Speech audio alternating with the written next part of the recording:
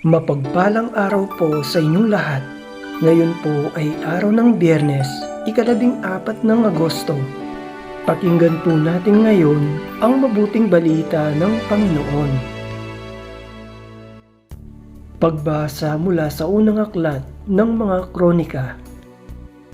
Noong mga araw na iyon, tinipon ni David sa Jerusalem ang buong Israel upang dalhin ang kaban ng tipan sa lugar na inilaan para dito.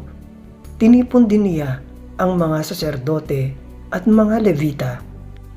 Pinasa nito ng mga Levita sa pamamagitan ng mga pingga ayon sa iniutos ng Panginoon kay Moises. Iniutos din ni David sa mga pinunong Levita na pumili ng mga kasamang marunong umawit at tumugtog ng kudyapi, alpa at pompyang. Ipinasok nila ang kaban ng tipan sa toldang inihanda ni David. Naghandog sila ng mga haing susunugin at handog pangkapayapaan sa harapan ng Diyos.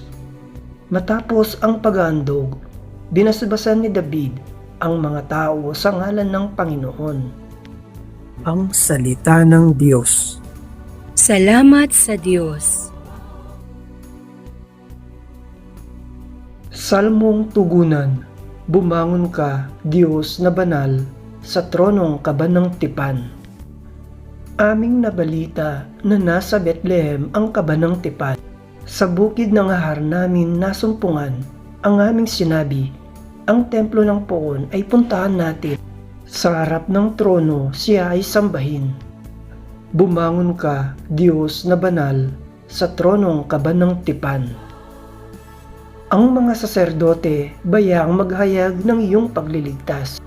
Ang mga hinirang sunigaw sa galak sa lingkod mong David. May pangako ikaw, Panginoon namin.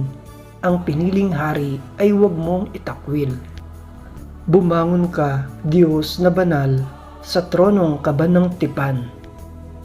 Pinili ng poon na maging tahanan ang lungsod ng Sion.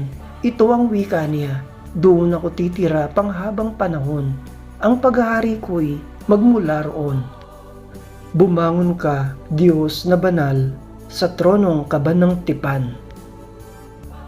Pagbasa mula sa unang sulat ni Apostol San Pablo sa mga taga-Korinto.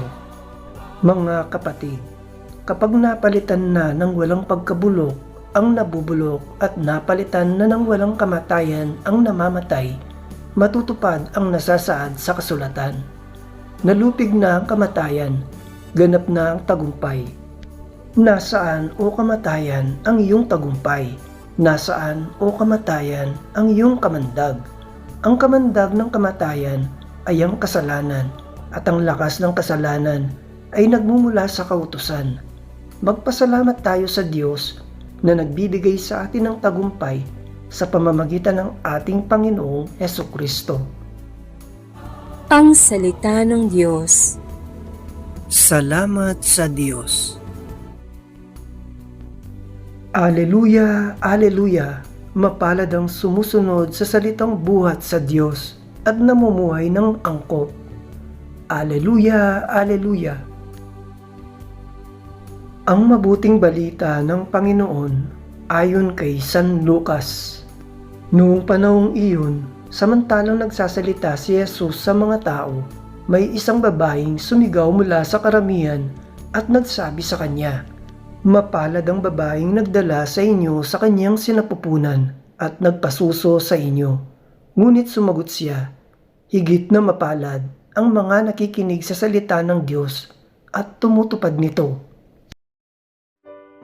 Ang mabuting balita ng Panginoon. Pinupuri ka namin, Panginoong Hesukristo.